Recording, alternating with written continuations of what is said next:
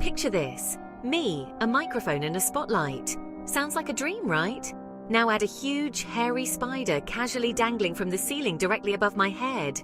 Not so dreamy anymore. That, my friends, is the stuff of nightmares, or at least a really, really funny stand-up bit. Because let's be honest, fear is often pretty hilarious, especially when it's not happening to you. Of course, in the moment, her heart did a little tap dance. Her palms got sweaty, and she's pretty sure she forgot how to breathe for a second. But then, something magical happened. The audience laughed. They laughed at her wide-eyed terror, her awkward attempts to shoo the spider away with a microphone stand, the whole shebang. And you know what? It was contagious. Suddenly the fear wasn't so scary anymore. It was just funny. We were all in on the joke, this shared experience of sheer ridiculous terror. And that's when I realized something important. Fear might be inevitable, but letting it control you, totally optional. So buckle up, buttercups. We're about to take a hilarious journey into the wacky world of fear. We'll explore the science behind those goosebumps, share some side-splitting stories, and maybe even conquer a phobia or two along the way. Because life's too short to let fear steal our joy, right? Okay, fear fans, time for a quick crash course in Fearology 101. First up, let's meet the brains of the operation, the amygdala and the hippocampus. These two little nuggets in your brain are like the fear alarm system, constantly scanning for threats, real or imagined. See a shadow lurking in the corner of your room? Amygdala screams, "Danger, danger!" Hippocampus chimes in, "Remember that time a clown hid under your bed? This could be that all over again." Next, our star of the show, adrenaline. This hormone is like the ultimate hype man, flooding your body with energy and prepping you for fight or flight. Heart racing? Check. Palms sweating? Check. Sudden urge to either wrestle a bear or sprint a marathon? Check and check. It's all thanks to adrenaline, folks. Now, here's the kicker. Our brains haven't quite caught up to modern times. They're still programmed to see a saber-toothed tiger behind every bush, even though those guys haven't been spotted in like forever. So that time you freaked out over a garden hose in the dark? Totally understandable. Your brain was just doing its job, albeit a little overzealously. We've all been there, right? Those moments when fear takes over and we do things that in retrospect are just plain comical.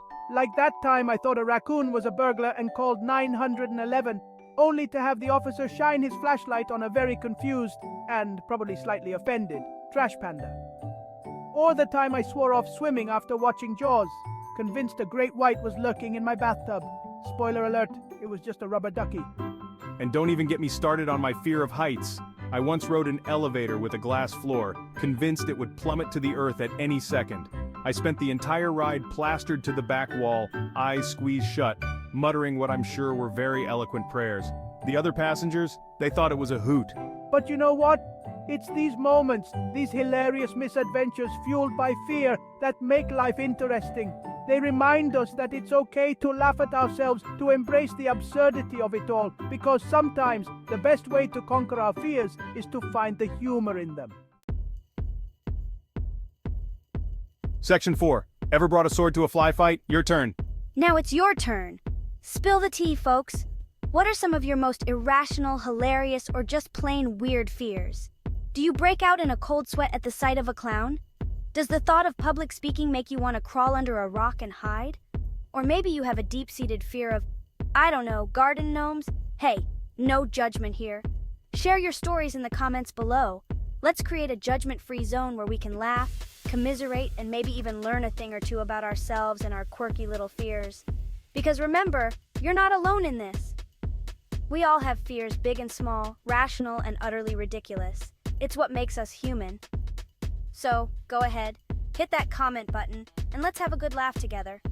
Who knows, your story might just inspire someone else to face their fears, one hilarious step at a time. Section 5. Conquering fear, because who else will do it? Alright, fear warriors, we've laughed, we've cried from laughing so hard, and we've shared our deepest, funniest fears. Now let's talk about conquering those bad boys. Because here's the thing. Fear might be a part of life, but it doesn't have to control our lives. How do we do it? Well, it's not always easy, but it can be surprisingly simple. Start small, take baby steps. And most importantly, don't be afraid to ask for help. Whether it's a therapist, a trusted friend, or even just a good self-help book, There are resources out there to help you navigate the choppy waters of fear and come out stronger on the other side. And remember, laughter is your secret weapon. Find the humor in your fears, embrace the absurdity of it all, and don't be afraid to laugh at yourself along the way. Because when you can laugh at your fears, they lose their power over you. So go forth, my fearless friends, embrace the unknown, challenge your limits, and never ever let fear steal your joy. The world is your oyster, and it's time to shuck it open with a smile on your face and a song in your heart. And maybe a really good therapist on speed dial just in case. Just kidding. Or am I?